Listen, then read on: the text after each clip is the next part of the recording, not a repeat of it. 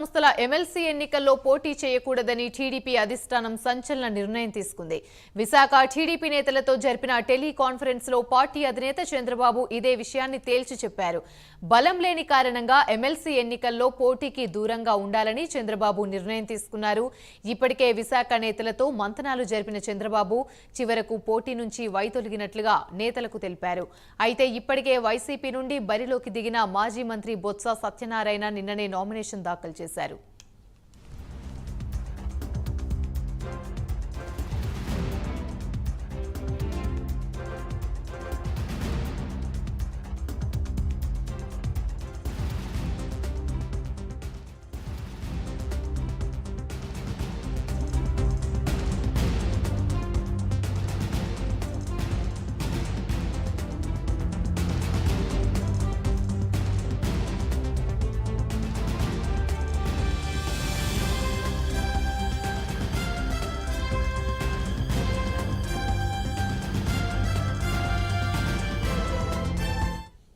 విశాఖ స్థానిక సంస్థల ఎమ్మెల్సీ ఎన్నికల్లో పోటీ చేయకూడదని టీడీపీ అధిష్టానం సంచలన నిర్ణయం తీసుకుంది.